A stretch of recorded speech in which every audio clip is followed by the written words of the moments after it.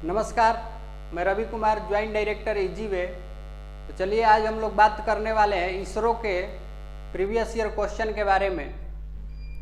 Vikram Sarabhai space centre का ये paper है और कब का है?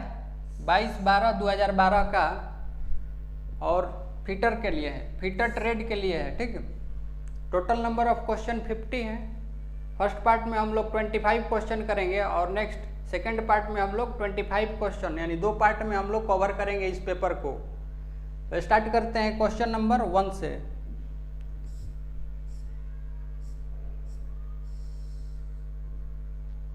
क्वेश्चन नंबर 1 है, एक शंकु का आधार व्यास 16 सेंटीमीटर और ऊंचाई 24 mm है। एक शंकु का आधार का व्यास कितना दिया है? 16 सेंटीमीटर और ऊंचाई कितना है? 24 mm। तो उस शंकु का आयतन, खाली स्थान है। यहाँ पर समझिए, शंकु का अगर आयतन, कोण का आयतन निकालना है तो उसके लिए फॉर्मूला क्या यूज करते हैं हम लोग?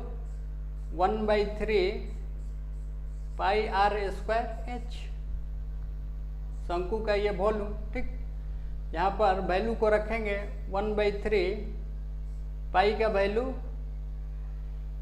वैल्यू 3.14 इंटू आर कहाँ से लेंगे? ये व्यास दिया है 16 सेंटीमीटर, तो आर क्या होगा? 8 × 8 सेंटीमीटर में है ये डाटा, और ये ऊंचाई का डाटा जो दिया है और mm में दिया है, तो इसको भी क्या करेंगे हम लोग? सेंटीमीटर में बदलेंगे। तो कितना होगा? 2.4 सेंटीमीटर।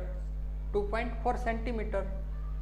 अगर यहाँ से इसको कैलकुलेट करेंगे, यहाँ से अगर कैलकुलेट करेंगे तो ये निकल करके यहाँ से आएगा 160.7 सेंटीमीटर क्यूब। ठीक है,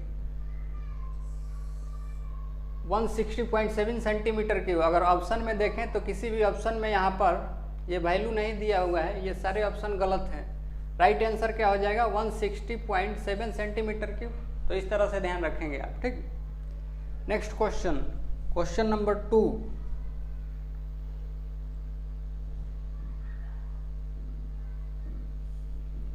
क्वेश्चन नंबर 2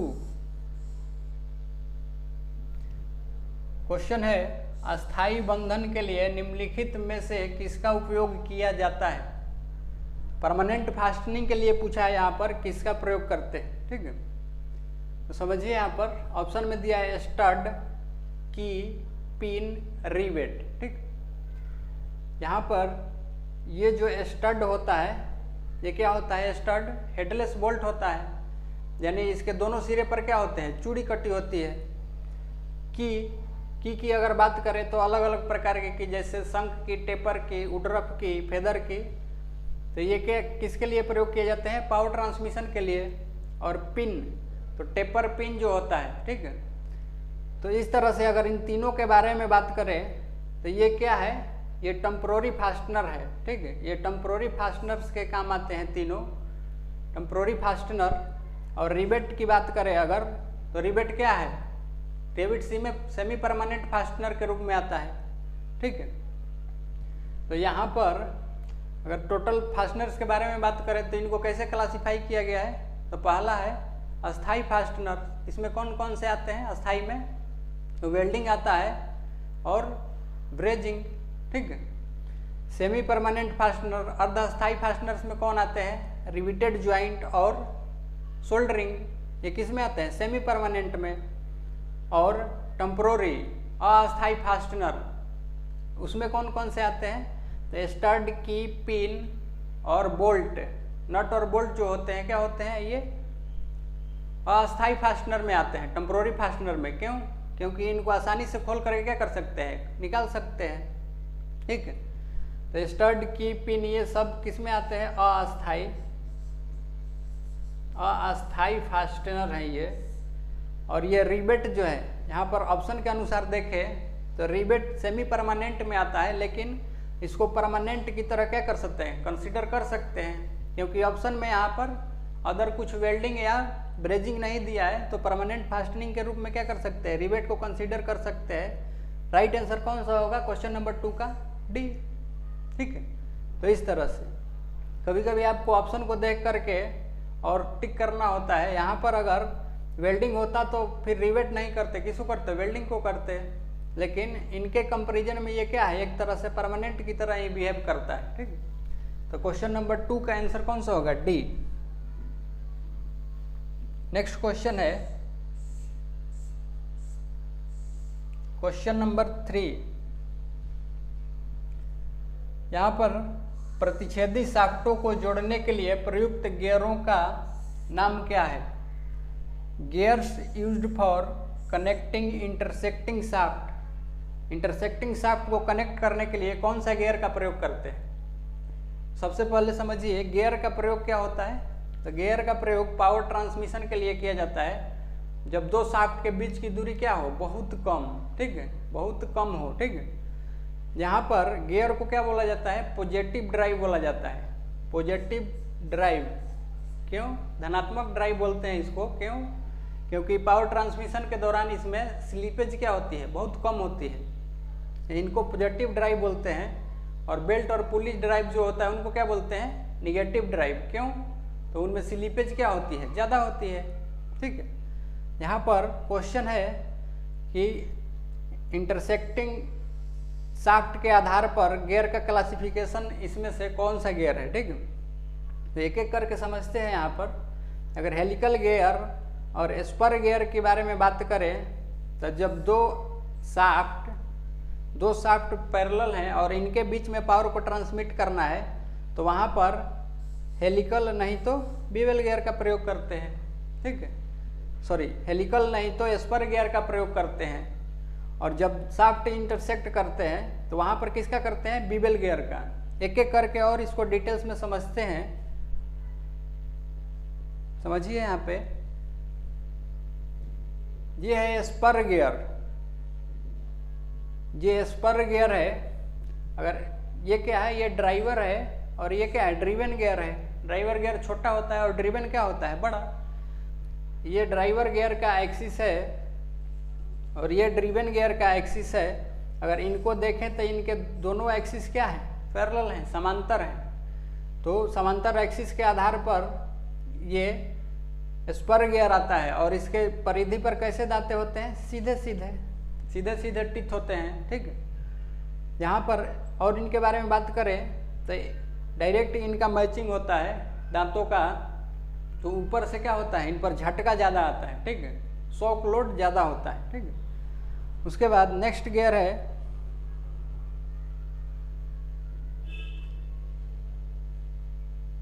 गियर है bevel gear, sorry helical gear है। नेक्स्ट समझिए, यहाँ पर हेलिकल गियर में क्या होता है, अगर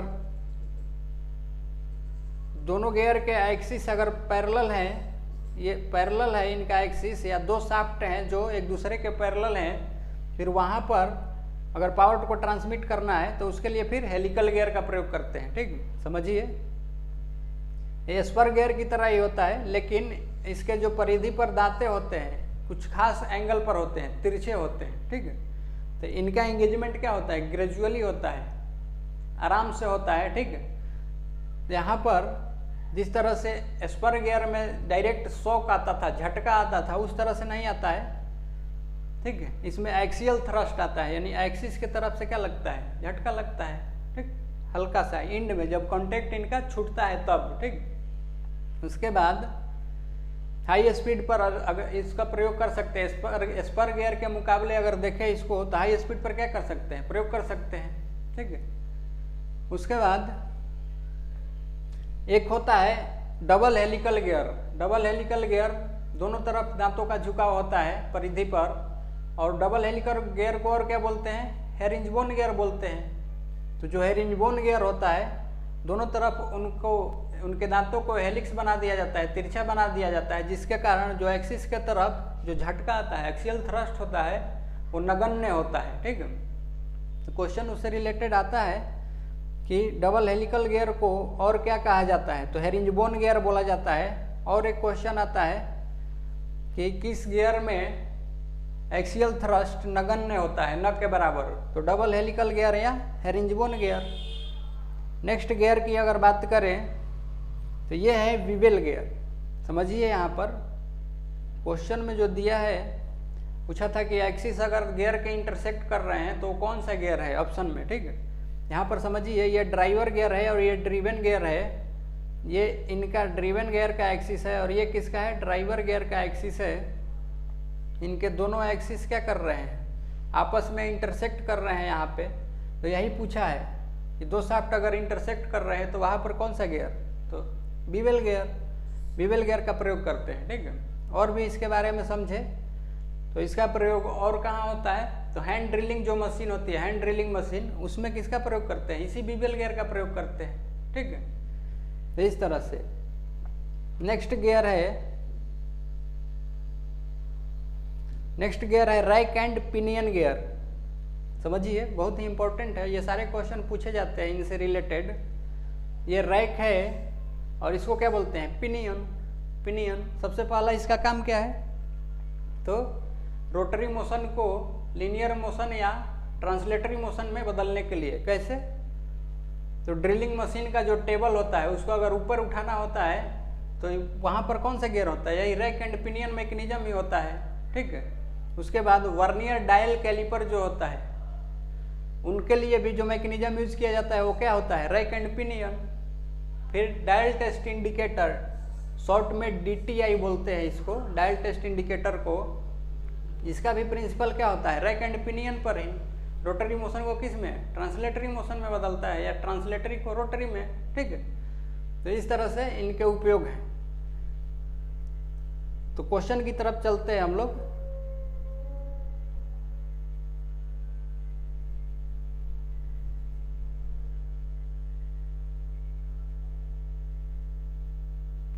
समझिए यहाँ पे अगर इसके अनुसार देखें तो इसका राइट आंसर कौन सा है, वीवेल गियर। राइट आंसर कौन सा हो जाएगा, राइट आंसर वीवेल गियर, ठीक है। क्यों, तो यही इंटरसेक्टिंग दो शाफ्ट अगर इंटरसेक्ट कर रहे हैं तो उसी के आधार पर ये क्या है, क्लासिफाइड है। नेक्स्ट,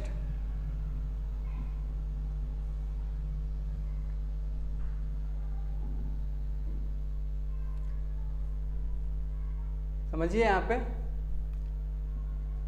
कौन सा है, वीवेल गियर, ठीक है। हेलिकल, एस्पर, ये किसके आधार पर है, तो जब एक्सिस पैरेलल है तो, और रैक एंड पिनियन, तीनों के बारे में हम लोग समझ चुके हैं। नेक्स्ट क्वेश्चन है क्वेश्चन नंबर 4।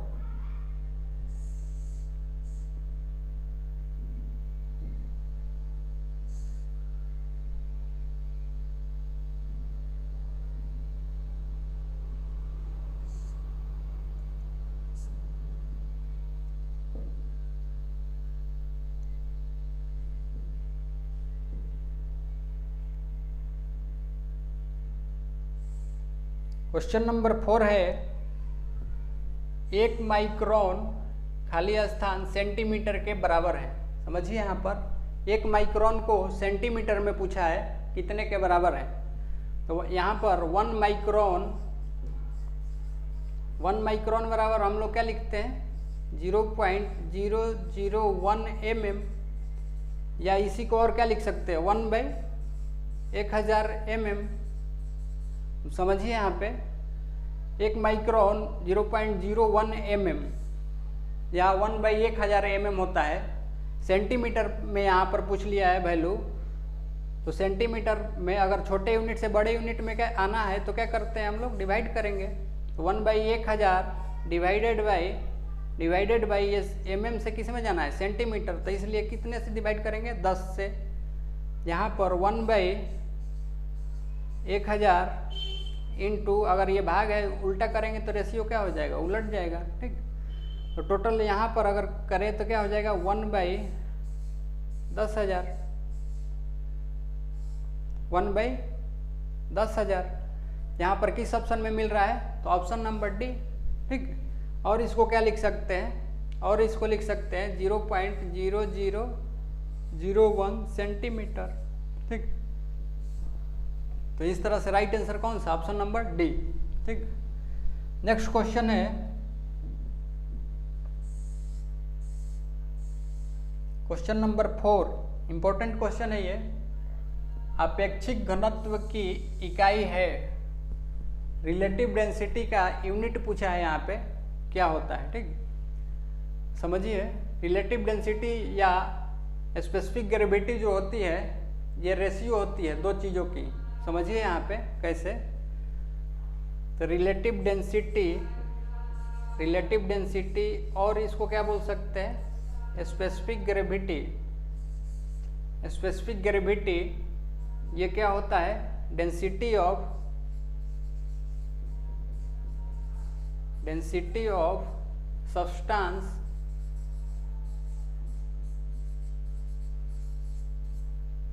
पदार्थ का density divided by density of water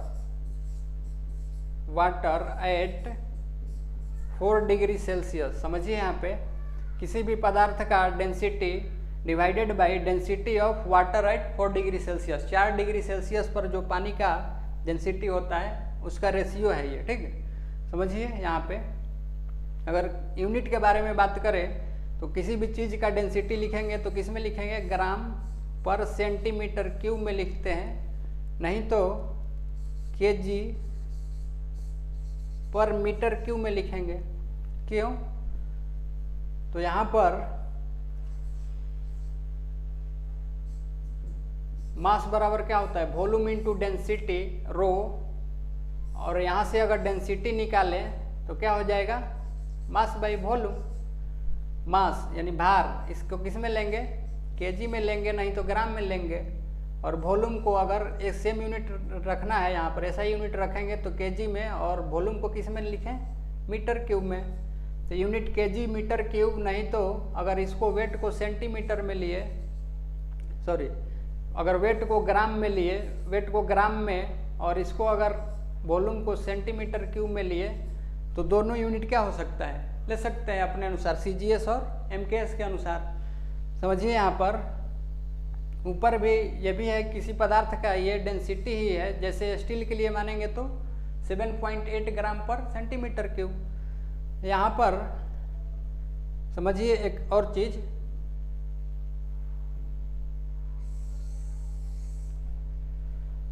ये डेंसिटी ऑफ सब्सटेंस, अगर आप किसी भी चीज़ का डेंसिटी के लिए अगर यूनिट मान लीजिए ग्राम पर सेंटीमीटर क्यूब रख रहे हैं, तो ऊपर भी ग्राम पर सेंटीमीटर क्यूब, और ये density of water 4 degree Celsius पर, ये भी किस में, ग्राम पर सेंटीमीटर क्यूब में। तो ये यूनिट क्या होगा, कट जाएगा। हमेशा क्या होगा, यूनिट कटेगा, या ग्राम पर सेंटीमीटर क्यूब में रखे या केजी पर मीटर क्यूब में रखे, ये हमेशा यूनिट क्या होगा, कटेगा। तो यहाँ से कटने के बाद ये क्या होता है, यूनिटलेस, ठीक है। इसीलिए क्या बोलते हैं हम लोग, अपेक्षिक घनत्व, या इसको बोल सकते हैं रिलेटिव डेंसिटी या स्पेसिफिक ग्रेविटी, इसकी कोई इकाई नहीं होती है। तो ऑप्शन में क्या दिया है, ग्राम पर सेंटीमीटर क्यूब, मीटर पर सेकेंड, केजी पर centimetre square, none of this. तो क्या होगा, नन ऑफ दिस। क्यों, क्योंकि ये क्या होता है, यूनिटलेस, ठीक। तो इस तरह से क्वेश्चन नंबर 5 का आंसर कौन सा, डी, ठीक। नेक्स्ट क्वेश्चन,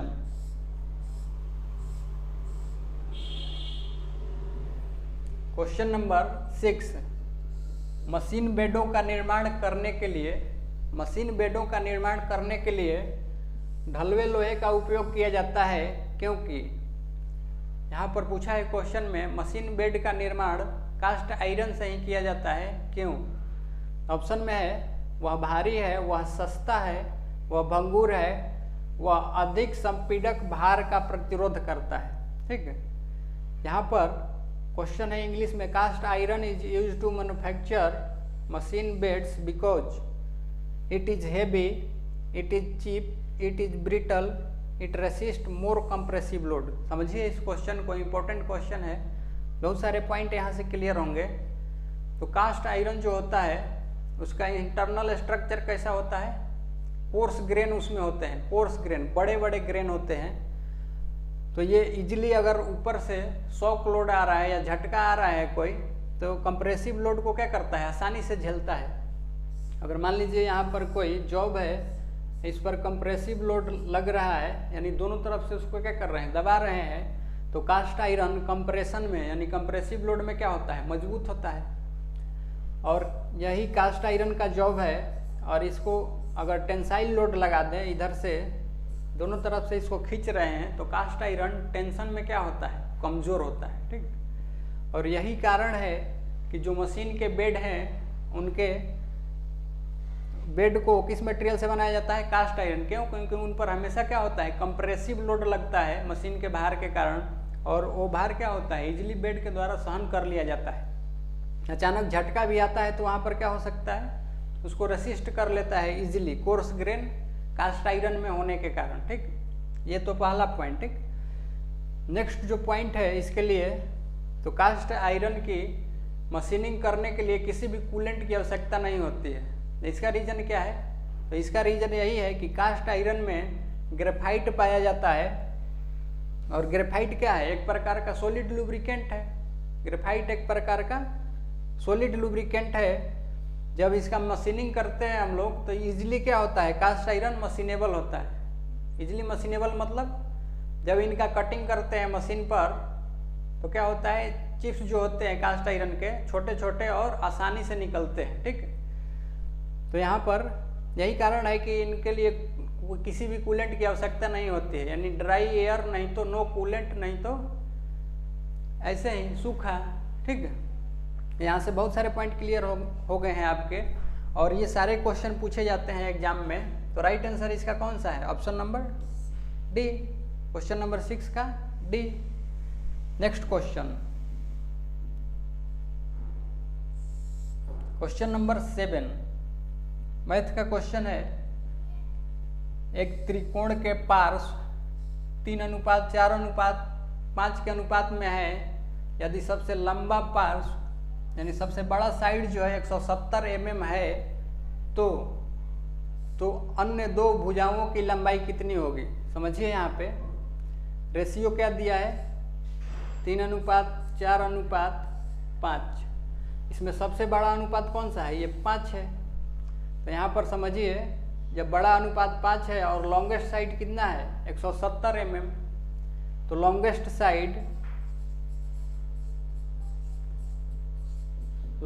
साइड बराबर कितना है 170, और इसके लिए जो रेशियो दे रखा है इसमें ये कितना है 5, तो इसको बराबर कर सकते हैं।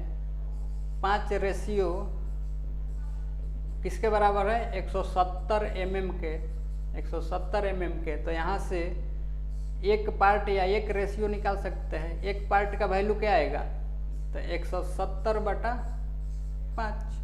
170/5, तो एक पार्ट का वैल्यू कितना आ जाएगा यहाँ से 34 mm।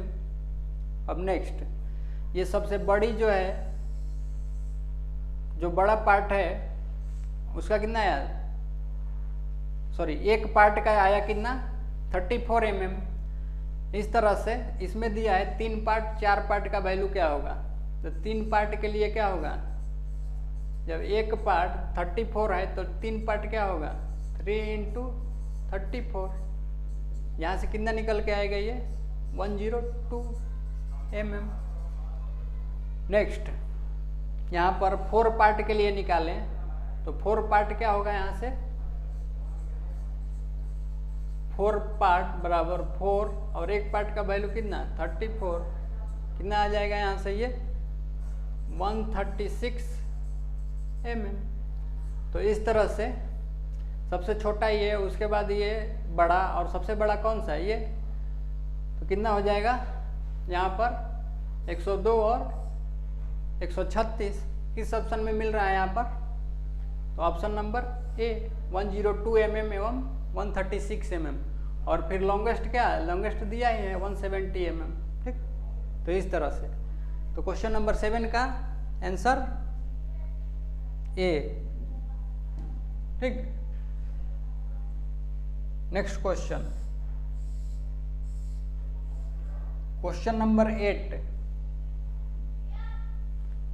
क्वेश्चन नंबर 8 में है HSS का मुख्य घटक, the main constituents of HSS high speed steel का मुख्य एलॉइंग एलिमेंट पूछा है कौन सा है। ठीक है, मुख्य एलॉइंग एलिमेंट, तो यहाँ पर समझिए ये जो HSS होता है हाई स्पीड स्टील, इसको 3 तरह से बनाया जाता है।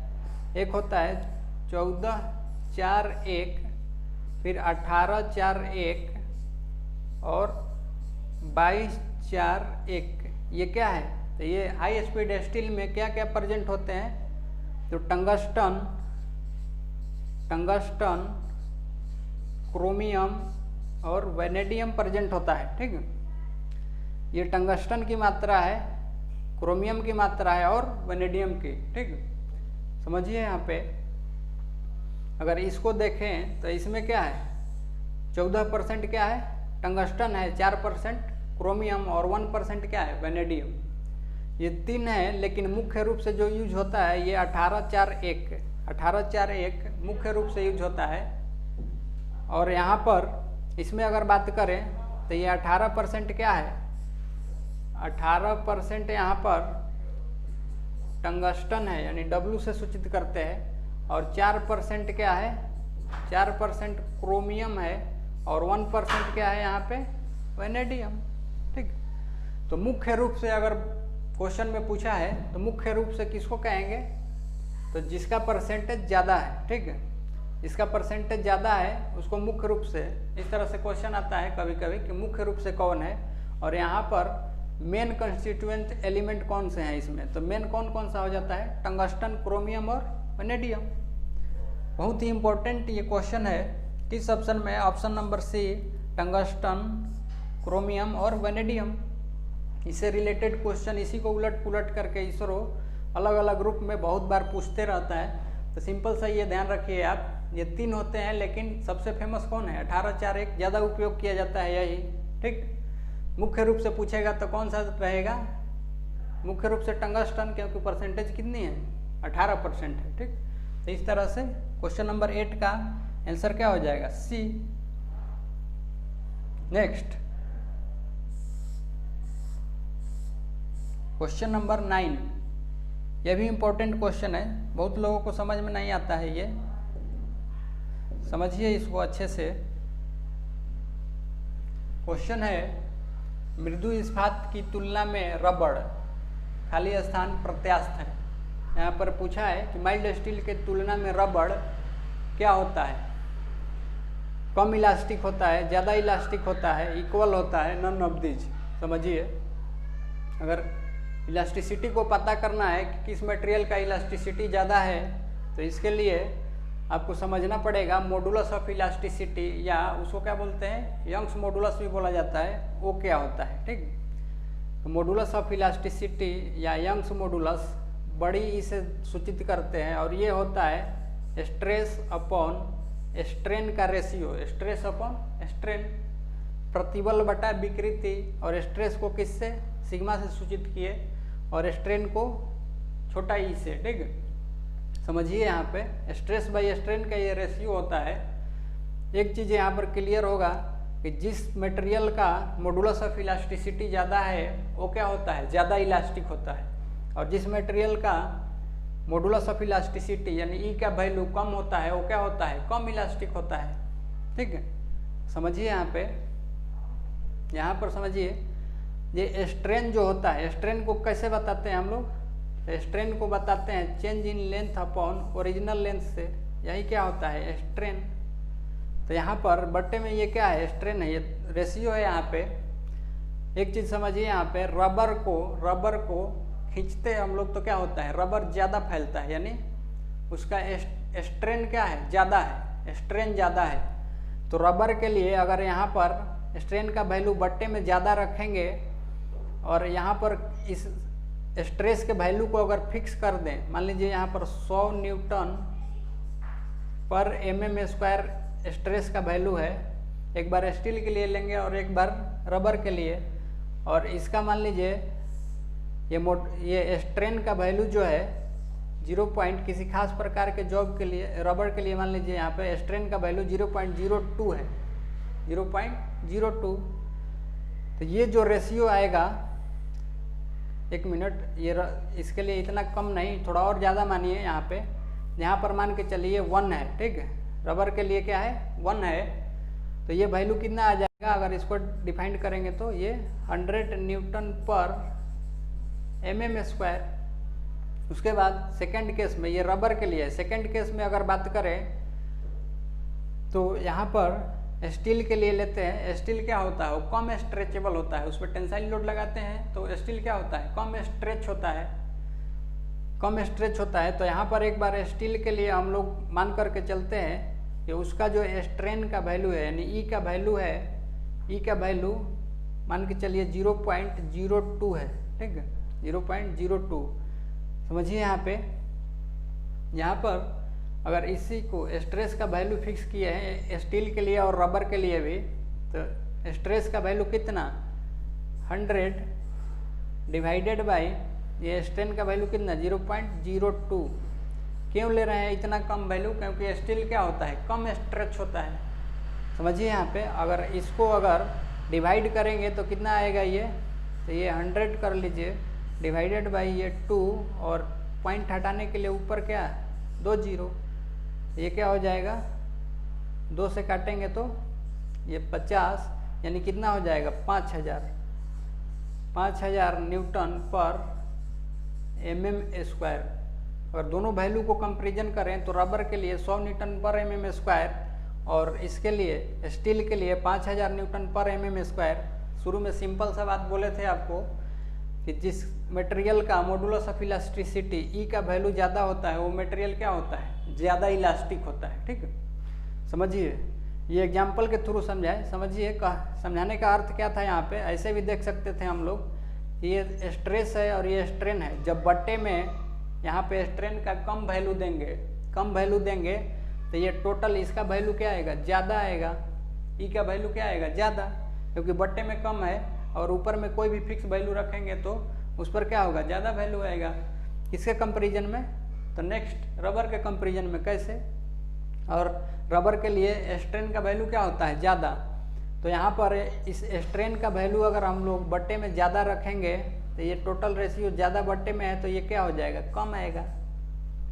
टोटल मॉडुलस ऑफ इलास्टिसिटी का वैल्यू क्या आएगा, कम आएगा। तो जिस मटेरियल का मॉडुलस ऑफ इलास्टिसिटी कम, वो क्या होता है, कम इलास्टिक। जिसका ज़्यादा वो क्या होता है, ज़्यादा इलास्टिक, ठीक है। ये कॉन्सेप्ट है यहाँ पर। सिंपल से बहुत लोग गलती कर देते हैं कि जो रबर जो है ज़्यादा स्ट्रेच होता है तो ज़्यादा इलास्टिक होता है। ऐसा नहीं है, क्योंकि मॉडुलस ऑफ इलास्टिसिटी जो डिफाइंड है ये किसके आधार पर डिफाइंड है, स्ट्रेस बाई स्ट्रेन के रेशियो से, ठीक है। तो अब हम लोग क्या कर सकते हैं, और ये सिंपल एग्जांपल के थ्रू भी समझाए आपको। एक बार रबर के लिए लिए थे, स्ट्रेस का वैल्यू फिक्स कर दिए 100 न्यूटन पर mm स्क्वायर, और रबर के लिए एक बार मान लीजिए स्ट्रेन उसको खींचे तो क्या हुआ, 1 बढ़ गया, 1 mm बढ़ा। स्ट्रेन कैसे निकालेंगे, तो change in length upon original length से, ठीक है। तो इस तरह से इसका क्या आया था 100 न्यूटन पर mm स्क्वायर। और उसके बाद स्टील के लिए थे स्ट्रेन का वैल्यू, यानी वो कम स्ट्रेच होता है तो 0.02। तो ये टोटल वैल्यू क्या आया था, बहुत ज़्यादा आया था, 5000 आया था। और ये किसका वैल्यू है, तो ये ई का, कैपिटल ई का। इसके लिए भी बात करें तो ये क्या है, कैपिटल ई का वैल्यू है, ठीक, यानी मॉडुलस ऑफ इलास्टिसिटी का।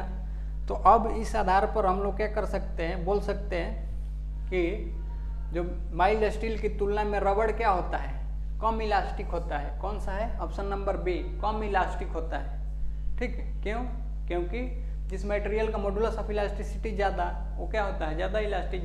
जिसका कम वो क्या होता है, कम इलास्टिक होता है, ठीक है। और चीज़ समझिए, तो माइल्ड स्टील के लिए अगर देखें कि मॉडुलस ऑफ इलास्टिसिटी क्या होता है, स्टैंडर्ड वैल्यू है, तो mild steel MS, mild steel के लिए modulus of elasticity 210 GPa, giga pascal बोलते हैं, 210 GPa। अगर इसको और टर्म में लिखें, न्यूटन पर मीटर स्क्वायर में लिखें, तो यहाँ पर 210 इंटू 10⁹ न्यूटन पर मीटर स्क्वायर, ये भी बोल सकते हैं।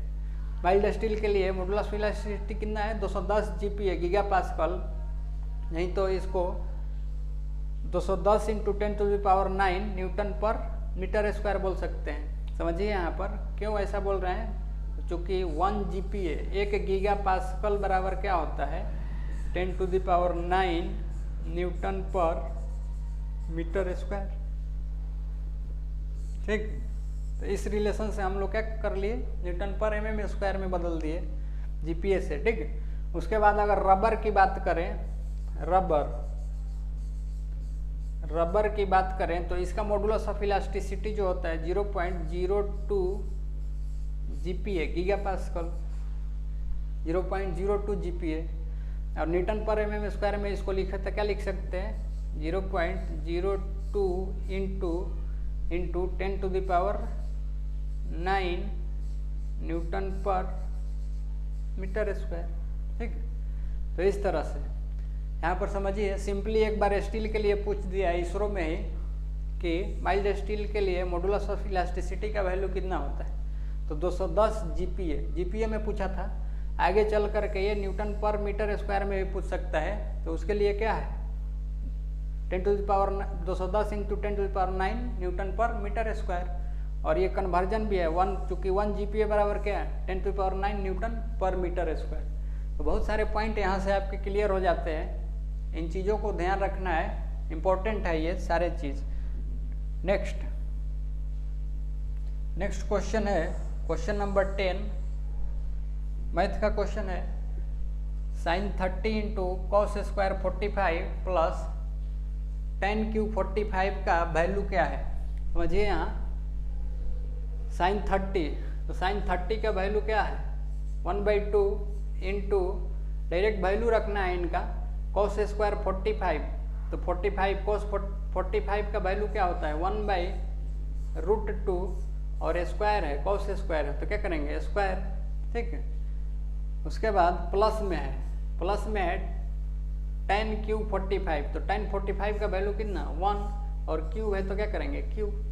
यहाँ से अगर करेंगे तो ये 1/2 इंटू, ये जब स्क्वायर करेंगे तो रूट क्या हो जाएगा, हट जाएगा यहाँ से +1, तो यहाँ से अगर करेंगे 1/4 + 1, अगर इसको करेंगे तो ये क्या होगा 5/4 किस ऑप्शन में है, ऑप्शन नंबर सी।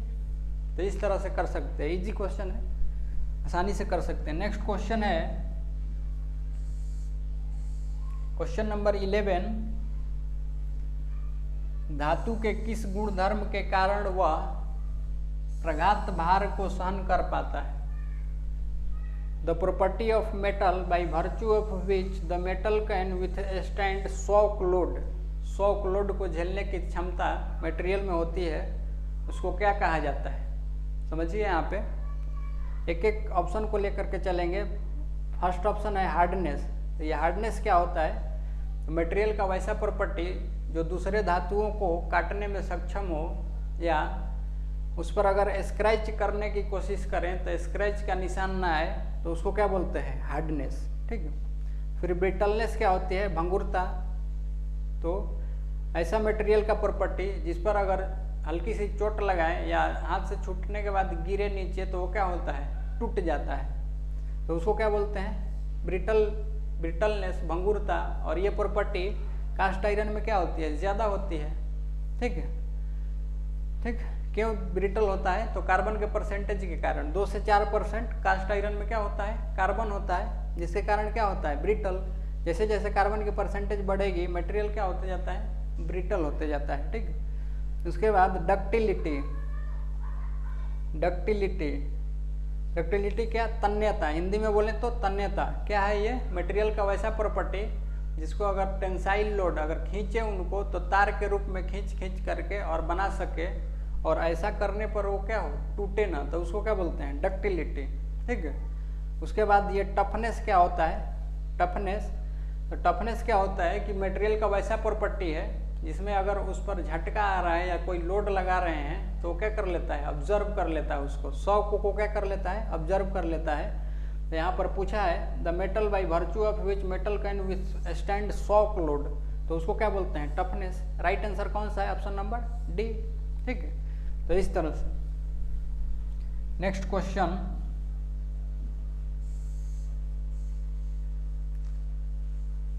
नंबर 12,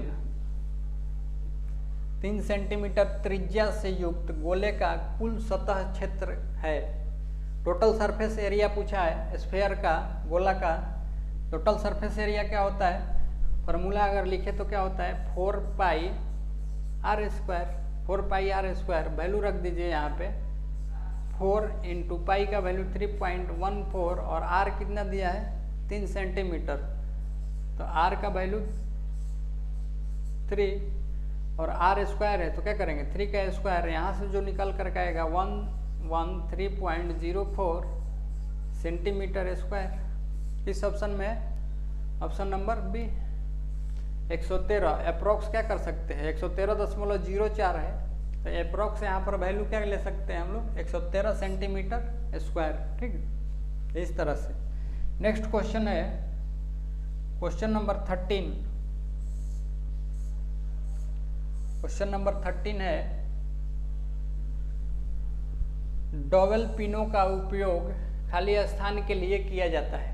समझिए यहाँ पे डॉवेल पिन का उपयोग पूछा है, तो सबसे पहले समझते हैं डॉवेल पिन क्या होता है।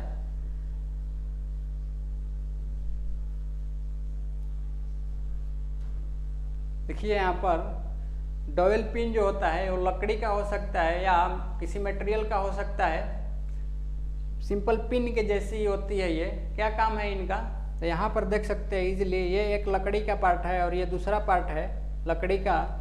अगर इनको आपस में 90 डिग्री पर फिट करना है, जोड़ना है, तो उसके लिए क्या किया गया है, यहाँ पे होल इसमें और इसमें होल करके और ये 2 पिन की सहायता से क्या कर सकते हैं हम लोग जोड़ सकते हैं। और ऐसा करने पर ये क्या होगा, जब इनको पास पास लाएंगे तो ये पिन क्या होंगी, दिखती नहीं है। तो एक तरह से डॉवेल पिन का उपयोग किसके लिए करते हैं, हिडन फास्टनिंग के लिए। एक तरह से फास्टनिंग ही है लेकिन दिख नहीं रहा है हम लोगों को, इसलिए इसको क्या बोल रहे हैं, हिडन फास्टनिंग बोल रहे हैं। ठीक है, तो इस तरह से अगर ऑप्शन को देखें यहाँ पर, तो डॉवेल पिन का उपयोग किसके लिए है, ऑप्शन नंबर ए में दिया है छेद के व्यास को मापने के लिए। छेद के व्यास को मापने के लिए यानी होल के डायमीटर को मापने के लिए। तो इसके लिए क्या प्रयोग करते हैं हम लोग, सिंपल सा वर्नियर कैलिपर प्रयोग कर सकते हैं। और वर्नियर कैलिपर का कौन सा है, इनसाइड मेजरिंग जॉ। नहीं तो अगर बहुत छोटा होल है तो स्फेरिकल होल गेज या स्मॉल होल गेज का प्रयोग कर सकते हैं। ठीक है, उसके बाद अगर और बड़ा होल है, जैसे सिलेंडर का डायमीटर चेक करना है, तो फिर उसके लिए क्या कर सकते हैं, टेलीस्कोपिक गेज का प्रयोग कर सकते हैं। छेद की गहराई को मापने के लिए किसका प्रयोग कर सकते हैं, वर्नियर कैलिपर का जो डेप्थ बार होता है उसका प्रयोग करके गहराई निकाल सकते हैं। नहीं तो डेप्थ माइक्रोमीटर होता है, उसका प्रयोग कर करके क्या कर सकते हैं, गहराई को पता कर सकते हैं होल के। नेक्स्ट ऑप्शन है अप्रत्यक्ष बंधनिंग के लिए यानी हिडन फास्टनिंग के लिए। तो अभी हम लोग देखे थे डॉवेल पिन जो था वो हिडन फास्टनिंग के लिए क्या करते हैं, उसका प्रयोग करते हैं। और उसके लिए रिलेटेड फिगर भी हम लोग क्या किए हैं, देखे अभी। तो राइट आंसर कौन सा है इसका, ऑप्शन नंबर सी। ठीक, तो इस तरह से। Next question, question number 14। एक घूर्णन पर एक नट द्वारा चली जाने वाली दूरी खाली स्थान के बराबर है। ऑप्शन में दिया है पिच, लीड, फीड, स्टार्ट। समझिए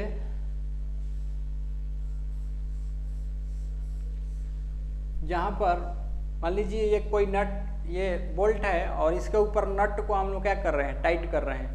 तो नट को अगर एक रोटेशन में घुमाएंगे, एक चक्कर लगाएंगे नट का, तो अगर टाइट कर रहे हैं तो आगे जाएगा, खोलेंगे तो किधर आएगा, पीछे आएगा। जनरली राइट हैंड थ्रेड के लिए तो क्या होता है, जो दूरी तय होती है एक रोटेशन में, यानी सिंपल सा अगर एक रोटेशन में जो दूरी तय होती है उसको क्या बोलते हैं, एक थ्रेड के, मान लीजिए सिंगल स्टार्ट थ्रेड है तो यहाँ से यहाँ तक दूरी तय हुई तो इसको क्या बोलेंगे, लीड। एक रोटेशन में जितनी दूरी तय होती है उसको क्या बोलते हैं, लीड बोलते हैं। तो सिंगल स्टार्ट के लिए लीड और पिच क्या होता है, बराबर होता है। तो पिच किसको बोलेंगे, तो एक थ्रेड से दूसरे थ्रेड के बीच की जो दूरी होती है उसको क्या बोलते हैं, पिच। समझिए यहाँ पे सिंगल स्टार्ट थ्रेड के लिए लीड बराबर क्या होता है, पिच। लीड बराबर क्या होता है, पिच। क्यों ऐसा बोल रहे हैं, तो लीड का फार्मूला होता है लीड निकालने के लिए, तो नंबर ऑफ स्टार्ट इनटू क्या, पिच। सिंगल स्टार्ट है तो लीड बराबर 1 सिंगल स्टार्ट के लिए इनटू पिच, तो लीड बराबर क्या होता है, पिच। ठीक, सिंगल स्टार्ट थ्रेड के लिए सिंपल सा यहाँ पे समझिए, एक रोटेशन में बोल्ट के ऊपर जो नट के द्वारा दूरी तय की जाती है उसको क्या बोलते हैं, लीड बोलते हैं। और ये ऑब्वियसली ये बात अलग है कि ये सिंगल स्टार्ट के लिए लीड और पिच क्या होता है, बराबर होता है। ठीक है, अगर डबल स्टार्ट के लिए देखें तो ये लीड बराबर क्या होगा, नंबर ऑफ स्टार्ट क्या करेंगे 2 इंटू पिच, तो लीड बराबर क्या होगा 2 इंटू पिच, पिच का दुगना। ठीक है, डबल स्टार्ट थ्रेड होगा तो उसके लिए ये लीड जो होगा ये पिच का क्या हो जाएगा, दुगना हो जाएगा। ठीक, इस तरह से ये लीड। ठीक, ट्रिपल स्टार्ट की लीड बराबर क्या हो जाएगा 3 पिच। ठीक, तो यहाँ पर समझिए पिच क्या, एक थ्रेड से दूसरे थ्रेड के बीच की दूरी को क्या बोलते हैं, पिच। एक रोटेशन में नट के द्वारा बोल्ट के ऊपर चली गई दूरी लीड। और फीड किससे रिलेटेड है, जब हम लोग कटिंग टूल द्वारा, जैसे ड्रिल हो गया, सिंगल पॉइंट कटिंग टूल हो गया, उसके द्वारा कटिंग करते हैं तो वहाँ पर क्या करते हैं, फीड, उससे संबंधित है। और ये स्टार्ट, नंबर ऑफ स्टार्ट क्या है, तो किस स्टार्ट का वो थ्रेड है, सिंगल स्टार्ट है, डबल स्टार्ट है और ट्रिपल स्टार्ट। तो स्टार्ट हम लोग ज़्यादा रखने से क्या फ़ायदा होता है, जैसे ट्रिपल स्टार्ट, मान लीजिए एक थ्रेड है जिसका पिच 0.5 mm, 0.5 mm है, 0.5 mm, और ये ट्रिपल स्टार्ट है, ट्रिपल स्टार्ट थ्रेड है। और कोई पूछा कि लीड क्या होगा, तो लीड क्या होगा इसका, तो 0.5 पिच इंटू ये नंबर ऑफ स्टार्ट 3 कितना हो जाएगा 1.5 mm, यानी एक रोटेशन उसको अगर चलाएंगे तो ये कितना जाएगा 1.5 mm, यानी पिच का कितना 3 गुना आगे जाएगा। तो क्या फायदा है, स्टार्ट रखने से क्या होता है, कोई भी चीज़ है, नट या बोल्ट है, उसको खोलेंगे अगर तो क्या होता है, तेजी से खुलता है। ठीक, तो स्टार्ट बढ़ाने से ये फायदा होता है। तो इसके अनुसार अगर आंसर को देखें तो कौन सा, ऑप्शन नंबर बी 14 का। नेक्स्ट क्वेश्चन, क्वेश्चन नंबर 15,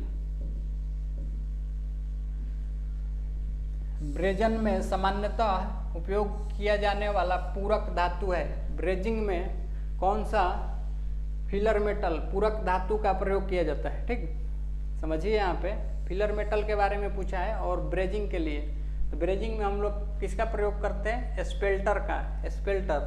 और किससे बना होता है स्पेल्टर, तो कॉपर एंड जिंक का एलॉय होता है, कॉपर एंड जिंक का एलॉय होता है स्पेल्टर। ठीक, उसके बाद यहाँ पर नेक्स्ट ऑप्शन में देखें कॉपर एंड टिन है, तो इसको क्या बोल सकते हैं, कॉपर एंड टिन के एलॉय को क्या बोलते हैं, ब्रॉन्ज, कांसा। ये ब्रॉन्ज के लिए है, जो स्पेल्टर होता है कॉपर एंड जिंक का एलॉय। ठीक, उसके बाद ये एल्युमिनियम फॉयल, एल्युमिनियम की पत्थर, ये नहीं यूज करते हैं, फिर नन ऑफ दिस। तो राइट आंसर कौन सा है, ब्रेजिंग में जो फिलर मेटल यूज किया जाता है उसको स्पेल्टर बोलते हैं। और स्पेल्टर किससे मिलकर बना होता है, कॉपर एंड जिंक का। तो कौन सा है, नहीं तो जस्ता और कैडमियम का भी बनता है स्पेल्टर। तो ऑप्शन नंबर ए क्या है, राइट आंसर। ठीक, नेक्स्ट क्वेश्चन,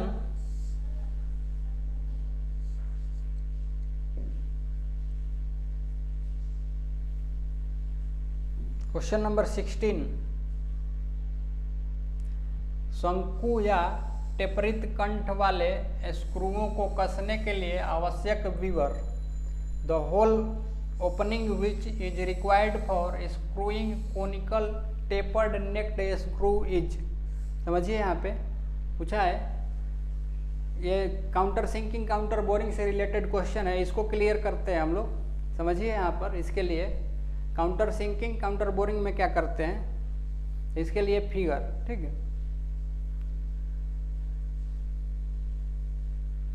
समझिए यहाँ पे ये काउंटर सिंकिंग है। ठीक, काउंटर सिंकिंग में क्या करते हैं, जो होल होता है उसके होल के ऊपरी सिरे को क्या करते हैं, तिरछा बनाते हैं, ऊपरी सिरों को तिरछा बनाते हैं। और किसके द्वारा करते हैं ये, तो काउंटर सिंक टूल के द्वारा। ठीक है, क्यों करते हैं ऐसा, ये जो स्क्रू है कोनिकल हेड स्क्रू है, यानी स्क्रू का हेड कैसा है, कोनिकल है। अगर इसमें इसको फिट करें तो ये क्या करेगा, इसमें हेड आसानी से क्या होता है, फिट हो जाता है। ऐसा क्यों करते हैं, तो कहीं असेंबली में इसके ऊपर कोई पार्ट फिट करना हो तो ये हेड अगर ऊपर उठा रहेगा तो क्या करेगा, ऑब्जेक्शन क्रिएट करेगा। तो उससे बचने के लिए हम लोग क्या करते हैं, ये काउंटर सिंकिंग कर देते हैं और इस स्क्रू का हेड क्या होता है, आसानी से यहाँ तक क्या होता है, फिट बैठता है इस सतह के लेवल में। ठीक है, तो ये है काउंटर सिंकिंग। ठीक, तो नेक्स्ट है काउंटर बोरिंग। नेक्स्ट है काउंटर बोरिंग। काउंटर बोरिंग क्या होता है, तो काउंटर बोरिंग में हम लोग क्या करते हैं, समझिए यहाँ पे दूसरा फिगर है ये, यहाँ पर समझिए ये होल के ऊपरी भाग को अगर हम लोग तिरछा करें तो उसको क्या बोलते हैं, काउंटर सिंकिंग। काउंटर सिंकिंग, और ये काउंटर सिंकिंग टूल के द्वारा करते हैं। और ऑलरेडी कोई होल है और उसके ऊपर से कुछ गहराई तक होल के डायमीटर को क्या करें, बड़ा करें। यानी ये ओरिजिनल होल था, इसका डायमीटर अगर माने छोटा d, तो ये बड़ा डायमीटर यहाँ से यहाँ तक, इसको अगर माने बड़ा d, और ये कहाँ तक है, तो ज़्यादा डेप्थ तक नहीं है, यहाँ से लेकर के क्या कहाँ तक है, यहीं तक है। तो कुछ गहराई तक अगर हम लोग होल के ऊपरी सतह भाग को बढ़ाते हैं तो उसको क्या बोलते हैं, काउंटर बोरिंग। और इसको ऐसा क्यों करते हैं, तो सॉकेट हेड जो स्क्रू होता है, जिसका गोल हेड होता है, वो क्या होता है, सॉकेट हेड स्क्रू या सॉकेट हेड बोल्ट, उसका हेड क्या होता है, आसानी से इसमें आकर के क्या होता है, बैठता है। ऐसा क्यों करते हैं, तो हेड जब सतह के लेवल में रहेगा तो इसके ऊपर कोई पार्ट फिट करना होगा असेंबली में, तो कोई ऑब्जेक्शन क्रिएट नहीं करता है। ठीक है, और किसके द्वारा करते हैं, तो काउंटर बोरिंग टूल के द्वारा। तो इस तरह से हम लोग समझ सकते हैं। यहाँ पर पूछा है the hole opening which required for screwing conical और tapered neck screw. Tapered neck screw को बिठाना है तो उसके लिए क्या करते हैं हम लोग, अभी देखे उसके लिए क्या करते हैं, काउंटर सिंकिंग। तो राइट आंसर कौन सा, option number B, counterboring, socket head bolt के हेड को बिठाने के लिए। फिर ये जिग बोरिंग और जिग ड्रिलिंग जो है ये मास प्रोडक्शन से रिलेटेड है।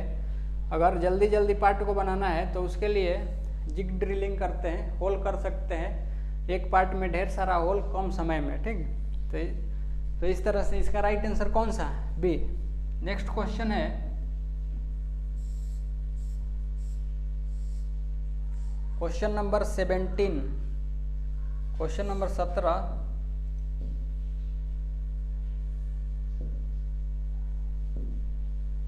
क्वेश्चन नंबर 17 में समझिए, यहाँ पे यदि मैथ से रिलेटेड क्वेश्चन है, यदि 1/2b, यदि 1/2b बराबर 1/3, what is the value of b। Simple सा क्वेश्चन, 1/2b बराबर 1/3, तो यहाँ से 2b बराबर क्या हो जाएगा, 3, तो b बराबर क्या, 3/2, और क्या बोल सकते हैं 1.5। किस ऑप्शन में है, option number D, right answer कौन सा, डी। ठीक, तो इस तरह से। नेक्स्ट क्वेश्चन है question number 18, question number 18।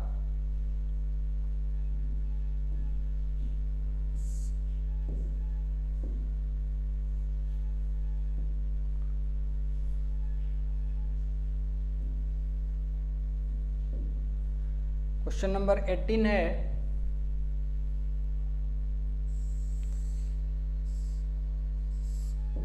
Second cut file का उपयोग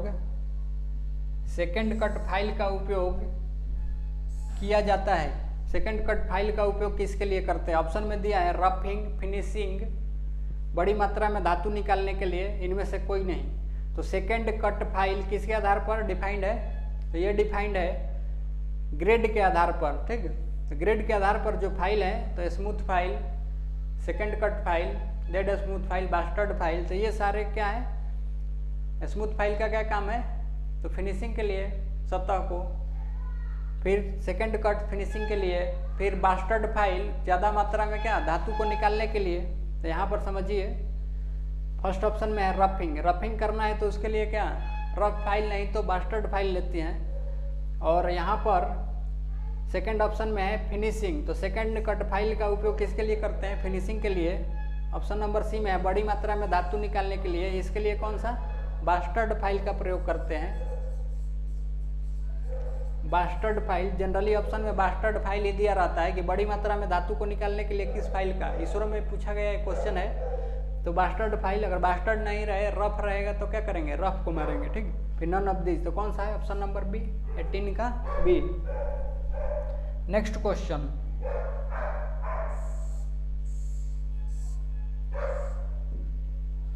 नेक्स्ट क्वेश्चन है क्वेश्चन नंबर 19 में दिया है रिवेट केंद्र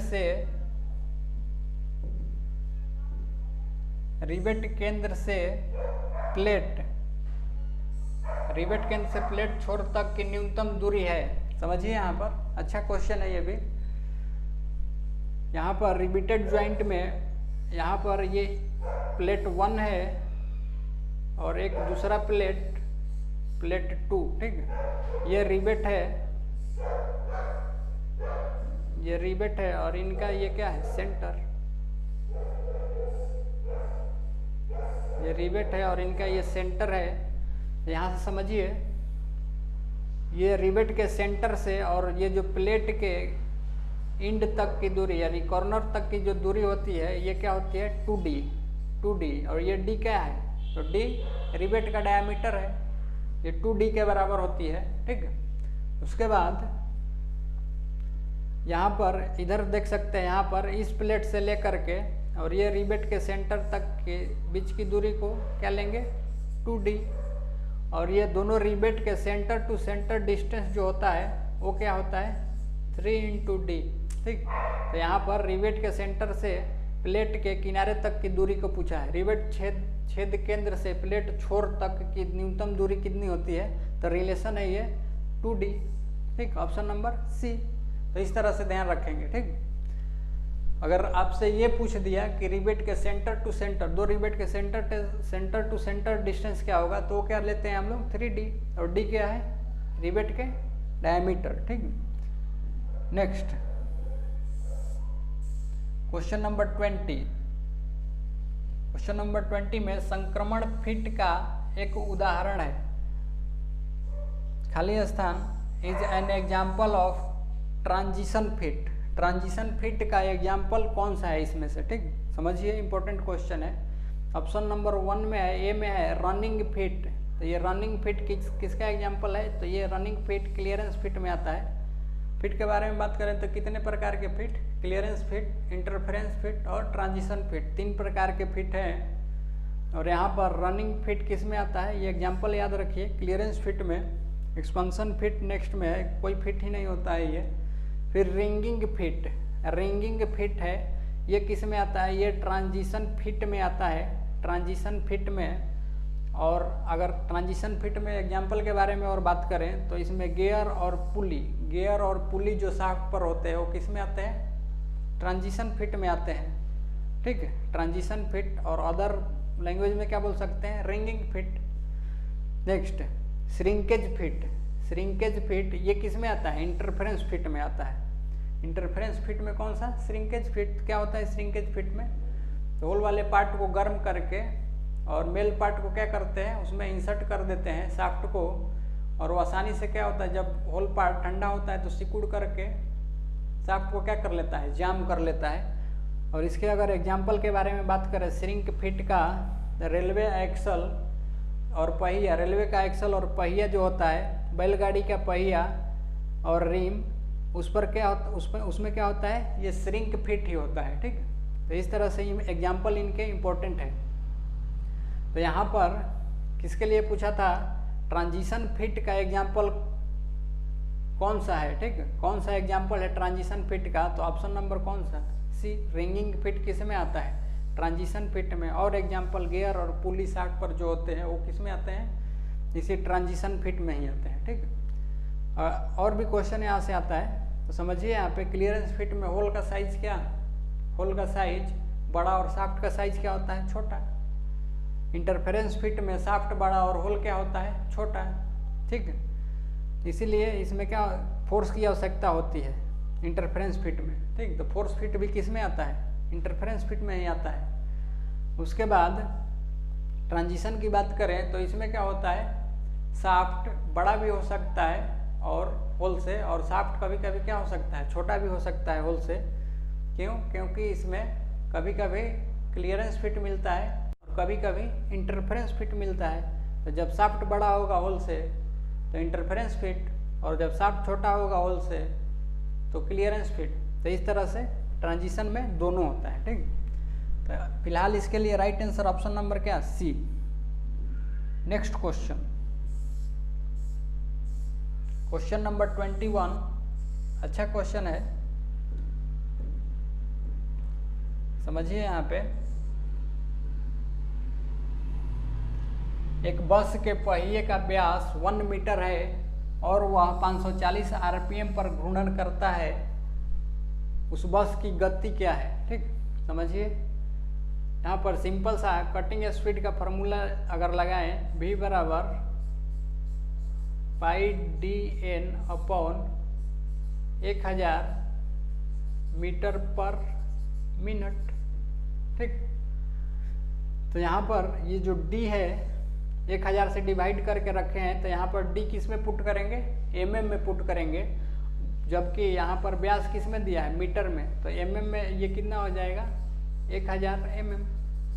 अब वैल्यू रख सकते हैं, v बराबर यहाँ से निकालें तो पाई का वैल्यू 22/7 इंटू डी का वैल्यू कितना, 1000 इंटू n कितना दिया है, आरपीएम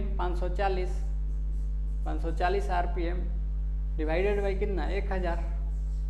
ठीक है, अगर यहाँ से कैलकुलेट करेंगे 1000 से 1000 गायब हो जाएगा, यहाँ से कैलकुलेट करेंगे तो ये भी जो निकल करके आएगा ये आएगा 1697.14 ये मीटर पर मिनट में आएगा। मीटर पर मिनट में ऑप्शन को अगर देखें तो मीटर पर मिनट में कोई ऑप्शन नहीं है, किलोमीटर पर आवर में दिया है। तो इसको क्या करेंगे हम लोग, फिर चेंज करेंगे। कैसे, 1697.14 ये मीटर है। मीटर को अगर हम लोग को बदलना है किलोमीटर में तो क्या करेंगे, 1/1000 से डिवाइड, 1/1000, फिर पर मिनट में है तो मिनट को अगर आवर में बदलें तो इसके लिए क्या करेंगे, फिर डिवाइड करेंगे कितने से, तो 1/60, और ये किस में आ जाएगा, आवर में आ जाएगा। ठीक, फिर ये डिवाइड है, ये रेशियो फिर आगे चल के करेंगे तो क्या आ जाएगा, 60 कहाँ जाएगा, ऊपर। तो यहाँ से क्या कर सकते हैं, 1697.14 इंटू 60 डिवाइडेड बाई 1000।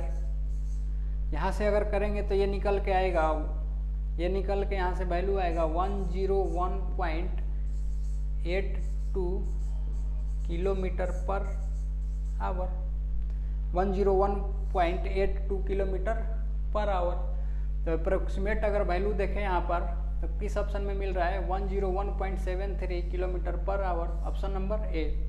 ये जो फार्मूला है बहुत ही इंपॉर्टेंट है, याद रखिए। v बराबर pi D N upon 1000 metre per minute cutting speed निकालने के लिए। और किस पर लागू हो सकता है, तो ये ड्रिलिंग के लिए लागू हो जाएगा, ग्राइंडिंग मशीन के लिए लागू हो जाएगा, मिलिंग कटर के लिए भी अगर कटिंग स्पीड निकालना है तो यही फार्मूला को क्या करेंगे, यूज करेंगे। इसी फार्मूले को इसरो बार बार पूछ भी लेता है, कभी डी के टर्म में रिलेशन पूछ लेगा, कभी एन के टर्म में और वी के टर्म में, और उस पर संबंधित न्यूमेरिकल भी देता है। ठीक है, तो इस तरह से मास्टर फार्मूला याद रखिए, इजीली हो जाएगा। नेक्स्ट क्वेश्चन है क्वेश्चन नंबर 22। क्वेश्चन नंबर 22 में चौकोर शीर्ष वाले बोल्टों का उपयोग सामान्यतः डैश के लिए किया जाता है। चौकोर शीर्ष वाले बोल्ट का उपयोग किसके लिए किया जाता है, ये पूछा है क्वेश्चन में। तो यहाँ पर है वर्कशॉप में मशीन को उचित स्थानों पर लगाने के लिए। तो इसके लिए क्या होता है, फाउंडेशन बोल्ट। ठीक, ये नहीं है। भारी विद्युत मोटर को फिट करने के लिए, ये भी नहीं है। ठीक है, उसके बाद उस स्थान के लिए जहाँ पर्याप्त जगह हो और स्पैनर लगाने में कठिनाई है, ये भी नहीं है। नेक्स्ट ऑप्शन है स्लॉटों में फिट करने के लिए। ठीक है, fitting in slots, right answer option number D, fitting in slots. क्यों ऐसा बोल रहे हैं तो समझिए। इसके लिए कोई भी मशीन है उसका जो बेड होता है या टेबल समझिए, जैसे ड्रिलिंग मशीन का टेबल होता है, उसमें क्या कटा होता है, टी स्लॉट कटा होता है। तो उसमें क्या कर सकते हैं, टी हेड बोल्ट को क्या करते हैं, इंसर्ट करके और उसके ऊपर मशीन वाइस को रखते हैं और मशीन भाइस को टाइट करके फिर उसमें जॉब को होल्ड करके जबड़े में भाइस मशीन भाइस के और फिर क्या करते हैं, ड्रिलिंग करते हैं। तो टी हेड बोल्ट कैसा है, वो भी स्क्वायर बोल्ट की तरह ही हेड है उसका। तो सुटेबल इसमें ऑप्शन जो है ये option number D, fitting in slot. 22 का कौन सा हो जाएगा, डी। ठीक, इस तरह से। Next question, question number 23। एक माइक्रोमीटर का सबसे कम काउंट, माइक्रोमीटर का लिस्ट काउंट पूछा है, सिंपल माइक्रोमीटर के लिए ये पूछा है। तो समझिए यहाँ पर ऑप्शन नंबर ए में दिया है ये 0.05 mm। ठीक, ये किसके लिए है, तो ये वर्नियर कैलिपर के लिए है। और इसमें भी कंडीशन है, वर्नियर कैलिपर में किसके लिए, 19-20 वाला के लिए, यानी 19 मेन स्केल डिवीजन बराबर 20 वर्नियर स्केल डिवीजन। ठीक, वर्नियर का प्रिंसिपल होता है 19 main scale division 20 main scale division के बराबर है, तब लिस्ट काउंट क्या आता है, ये 0.05 mm। ठीक, उसके बाद 0.02 mm ये वर्नियर कैलिपर का ही लिस्ट काउंट है। और कब के लिए, जब 49 MSD बराबर 50 VSD, 49 MSD बराबर 50 VSD होता है, तब लिस्ट काउंट 0.02 mm। ठीक, ये सारे लिस्ट काउंट कैसे निकलते हैं, किस तरह से रीडिंग पढ़ते हैं, कैसे इंस्ट्रूमेंट को देखा जाता है रीडिंग, ये सारा अगर आपको जानना है तो फिर डिटेल्स में क्लास लेना पड़ेगा प्रिसीजन माइक्रोमीटर और वर्नियर कैलिपर का। ठीक है, वहाँ पर डिटेल्स में समझाएंगे अच्छे से। इसके लिए आप लोग क्या कर सकते हैं, इजी वे क्लास ज्वाइन कर सकते हैं। ठीक, यहाँ पर ये जो है ऑप्शन नंबर सी में 0.01 mm ये है माइक्रोमीटर का, माइक्रोमीटर। और इसमें भी क्या, सिंपल माइक्रोमीटर का है। और ये है वर्नियर माइक्रोमीटर, वर्नियर